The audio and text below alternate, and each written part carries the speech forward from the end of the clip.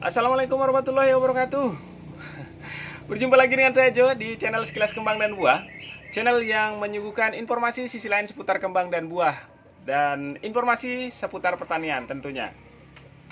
Ya, hari ini seperti biasa, Senin, Selasa, Rabu, Kamis, Jumat, Sabtu dan Minggu.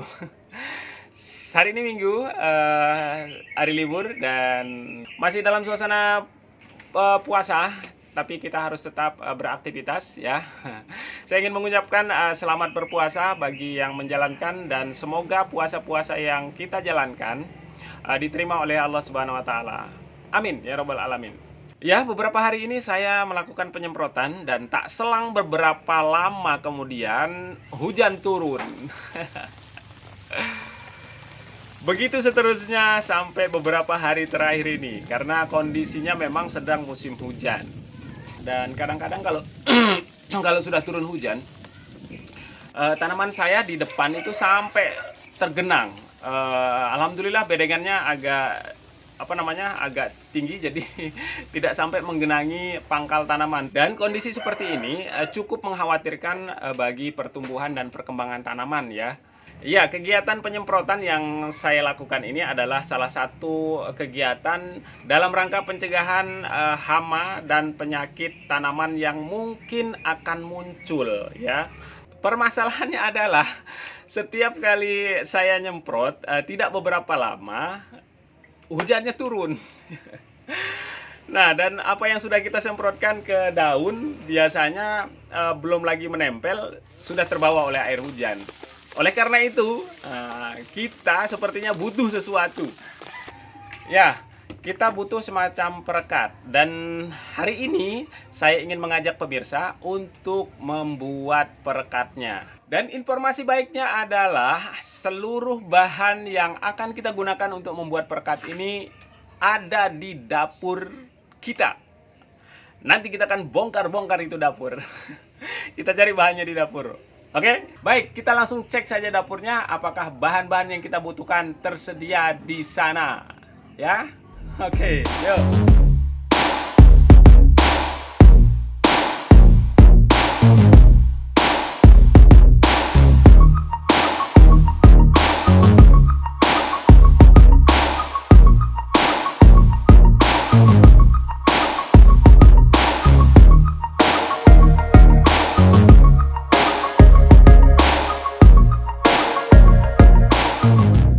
Oke, sepertinya bahan-bahan sudah tersedia. Kita langsung ke depan aja ya, bikinnya di depan. Oke, ya. Baik pemirsa, untuk memudahkan proses dan urutan pembuatan perekat dan pestisida organiknya, saya akan mengawali dulu dengan membuat perekatnya terlebih dahulu. Ada berbagai ramuan yang bisa digunakan untuk membuat perekat sebenarnya. Tetapi saya akan memilih membuat perekatnya dengan bahan yang paling mudah dan gampang ditemui. Ya, bahannya adalah minyak goreng dan telur ayam. Saya yakin kedua bahan ini pasti ada di dapur pemirsa kan? Baik, kita akan coba uraikan satu persatu dari bahan yang akan kita gunakan untuk membuat perekatnya dulu ya. Yang pertama, untuk minyak goreng kali ini kita akan mencoba menggunakan minyak goreng sisa alias minyak jelantah. Ya, ada beberapa alasan kenapa kita memilih minyak jelantah. Antara lain adalah yang pertama, lebih murah dan biayanya tentu lebih ekonomis ya. Kemudian yang kedua, perlu diketahui bahwa minyak jelantah ini kan bekas sisa-sisa minyak yang digunakan untuk menggoreng ya. Dan di minyak jelantah ini cukup banyak mengandung mineral-mineral sisa-sisa bahan yang telah digoreng dari minyak itu. Misalnya bekas goreng tempe, kemudian bekas goreng ikan, atau bekas goreng yang lainnya. Dan residu-residu dari mineral ikan, kemudian mineral tempe, mineral yang kita goreng itu bisa jadi ada di minyak jelantah. Kalaupun pemirsa ingin menggunakan minyak goreng yang baru juga tidak masalah sih. Oke. Kemudian yang kedua adalah telur ayam. Nah, telur ayam di samping memiliki daya rekat yang baik, juga mengandung asam amino yang cukup tinggi ya. Dan disitulah fungsi ganda dari bahan telur bagi tanaman. Di satu sisi, kita akan memanfaatkan bahan telurnya sebagai perekat, dan di sisi lain kita akan menjadikan telur ini sebagai tambahan nutrisi bagi tanaman. Iya, pemirsa, karena nanti kita akan membuat perekat sekaligus akan membuat pestisida nabatinya juga, tentunya kita akan membutuhkan bahan-bahan untuk pestisidanya. Dan bahan yang kita pilih kali ini adalah bahan yang juga sangat mudah didapat di sekitar kita ya. Nah, ini dia bahannya. Yang pertama adalah kita akan menggunakan kunyit ya, rimpang kunyit. Ya, kunyit ini sudah dikenal cukup baik memang bagi tubuh manusia juga, biasanya untuk jamu. Nah, sebagaimana baiknya terhadap tubuh, kunyit ini juga tentu cukup baik bagi tanaman. Kemudian bahan yang kedua yang kita butuhkan selain kunyit adalah bawang merah. Nah, ini juga bahan yang sangat familiar bagi kita semua ya, dan pasti ada di dapur pemirsa. Baik, yang pertama saya akan membuat perekatnya terlebih dahulu, dan inilah langkah-langkahnya. Oke, yang pertama kita siapkan dulu minyak jelantah. Ya, ini minyak jelantahnya saya dapat dari dapur ya. Nah, kemudian saya tuangkan ke dalam botol. Ini sebenarnya hanya untuk mengukur berapa jumlah minyak jelantah yang saya dapat. Nah, saya dapat kurang lebih lah sekitar 100 ml ya. 100 ml. Dan kita akan menggunakan minyak jelantahnya 100 ml. Kemudian telurnya akan saya gunakan 1 butir saja. Setelah kedua bahan ini sudah kita siapkan, langkah berikutnya adalah kita akan memasukkan atau mencampur minyak jelantah ini dengan telurnya. Iya, setelah telurnya dimasukkan ke dalam botol, kemudian kita blending ya, kita kocok aja. Tujuannya adalah untuk supaya larutan atau cairan minyak jelantahnya bisa homogen atau bisa bercampur baik dengan bahan telurnya. Untuk memudahkan mencampur dan memudahkan untuk mengocoknya, baiknya gunakan botol seperti ini ya. Oke, perekatnya sekarang sudah jadi ya. Ternyata cara membuatnya sangat gampang sekali ya. Ya, gampang banget sih. Hanya mencampur dua bahan ini saja. Perekatnya sudah siap digunakan. Ya. Karena perekat ini nanti akan kita campur dengan larutan pestisida organiknya, maka langkah berikutnya adalah sebelum kita campur, kita buat pestisidanya terlebih dahulu. Untuk pestisida organiknya, kita menyiapkan terlebih dahulu rimpang kunyitnya. Rimpang kunyitnya bisa dihancurkan. Yang punya blender boleh menggunakan blender. Kemudian yang punya tumbukan ya bisa menggunakan tumbukan ya, bisa ditumbuk gitu. Nah, saya kali ini akan menggunakan parutan ya. Oke, kunyitnya kita parut. Ya, ini kunyit yang kita gunakan sebanyak lebih kurang 200 gram ya, atau 2 on.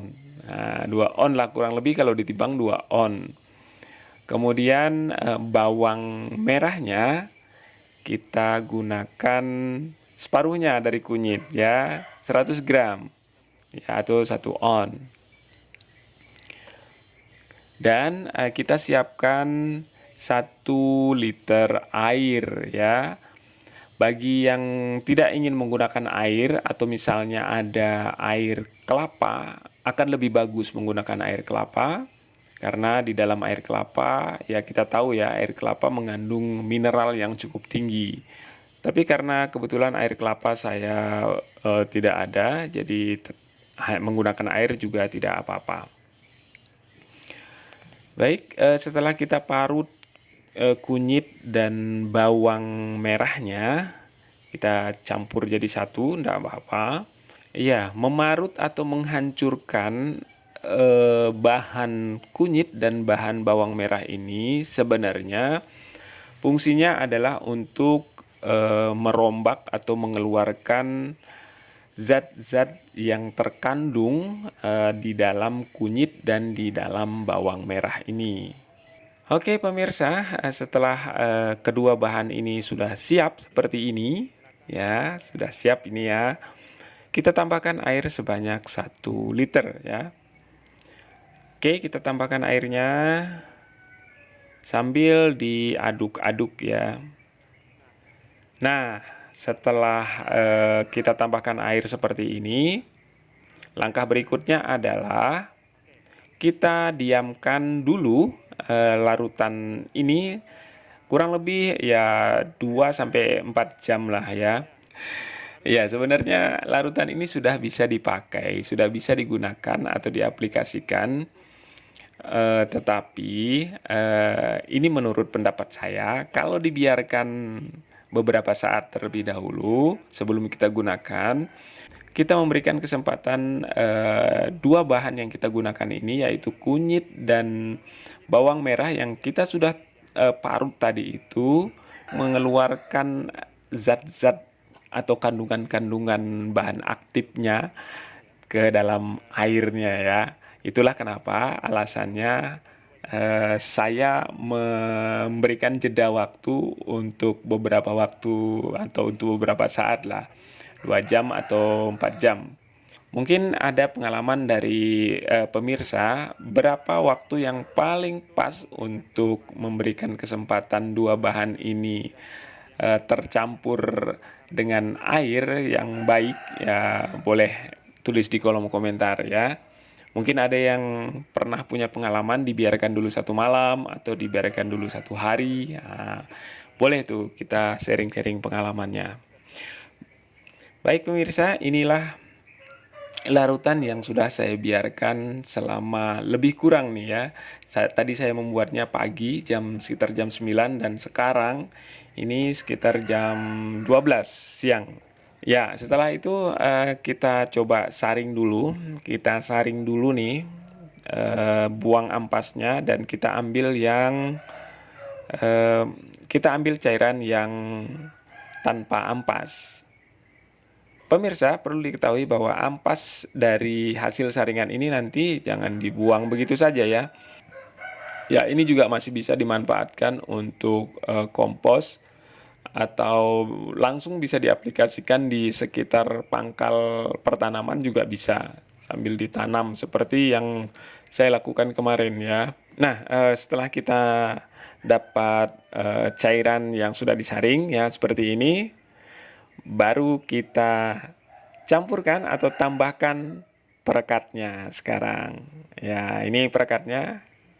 Oke, kita tambahkan perekatnya ke dalam cairan kunyit dan bawang merah sebanyak 1 liter ini. Setelah itu kita aduk-aduk ya, kita aduk supaya homogen ya, supaya bersatu antara cairan kunyit bawang merahnya dan telur plus minyak jelantahnya. Kita aduk-aduk dan tarat, ini dia perekat dan sekaligus pestisida organiknya sudah siap diaplikasikan. Nah, informasinya jika nanti pas mengaplikasikannya masih berlebih ya, ternyata masih ada sisa nih ya. Sisanya ini bisa disimpan di tempat yang suhu ruangan Ya, informasinya masih bisalah digunakan 1 sampai 2 minggu ya. Kalaupun efek dari